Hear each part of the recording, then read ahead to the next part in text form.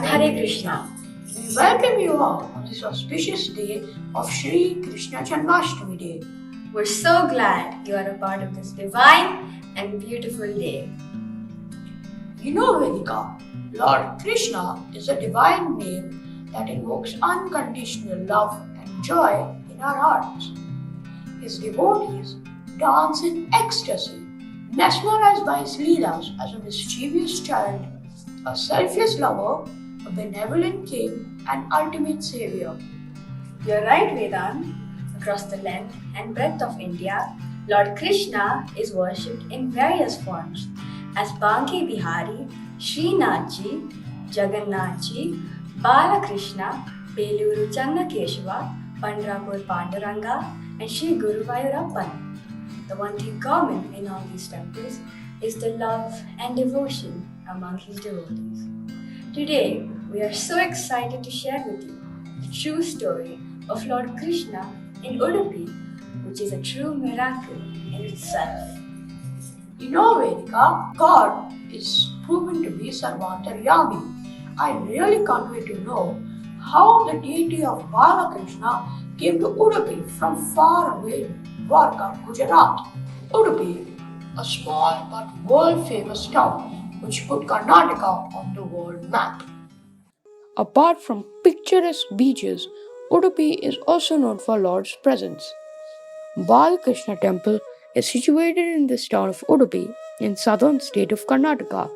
It houses the Sanctum Sanctorum of Krishna, where he resides in the form of a child. He has a shaft in one hand and rope in another hand. The black-colored deity of Lord Krishna is believed to be a holy Saligam stone worshipped by Devi Rukmini herself thousands of years ago. The deity is adorned with dazzling ornaments and is offered 14 types of pujas every single day. Devotees take darshan of the Lord through a window called Navagraha Kindi or Kanakana Kindi. It is interesting to know the story of this deity dates back to the time when Lord Krishna himself ruled over Dwaraka, Gujarat. One day, he saw his mother Devaki looking sad. When Lord Krishna asked Mother Devaki the reason, she confessed that although she was honored to be his mother, she believed that Yashoda was fortunate as she had witnessed the antics of Krishna as child. On learning his mother's desires to witness his child form, you know what Krishna did? Krishna turned into a Bal Gopal. He gave her a glimpse of his childhood leelas, running around, breaking pots of butter, stealing curds, and teasing gopis. Devaki was overjoyed to witness Krishna leelas. She was overwhelmed. Devi Rukmini, consort of Lord Krishna, also had the fortune to witness this scene. She requested Lord Krishna for a chance to worship him in this Bal Gopal form. Krishna blessed Rukmini with the deity of Bal Gopal, made out of a black saligama stone. It is believed that Devi Rukmini worshipped this deity for many years until she left for heavenly abode.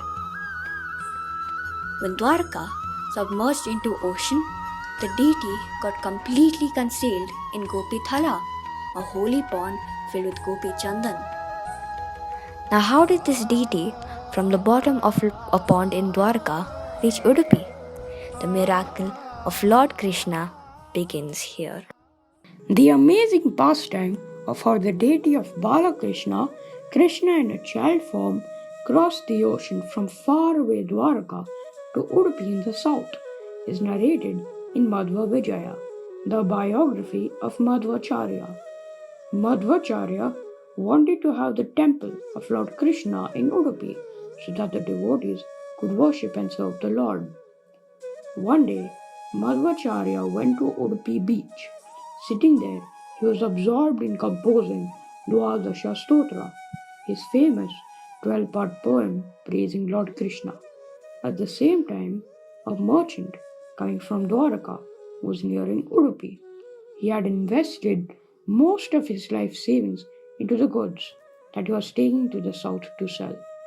As he traveled towards south, his ship was caught in a storm near Udupi. In such a helpless state, the merchant cried out for help. Madhvacharya heard the merchant's plea. Sage Madhvacharya waved a cloth and storm awaited.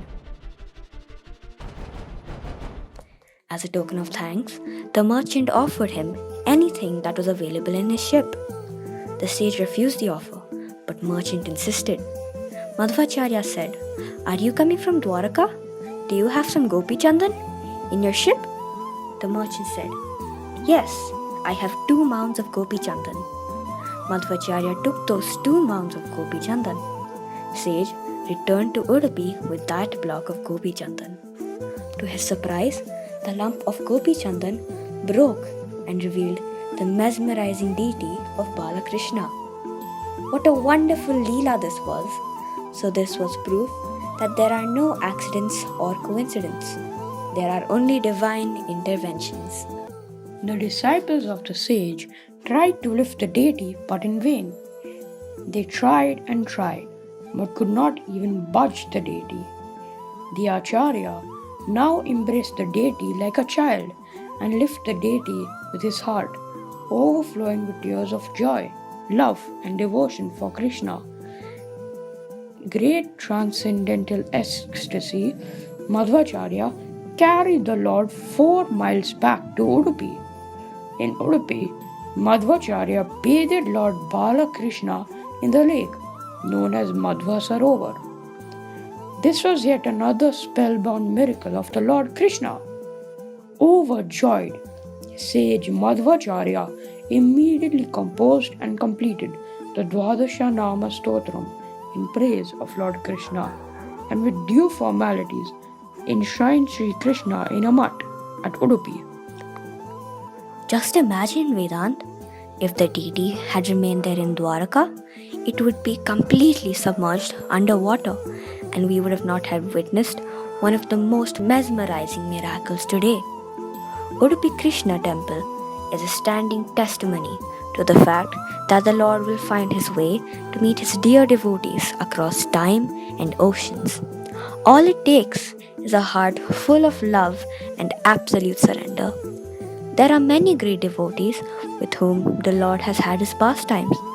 Srila Prabhupada, the founder of Acharya of ISKCON, is one such great devotee.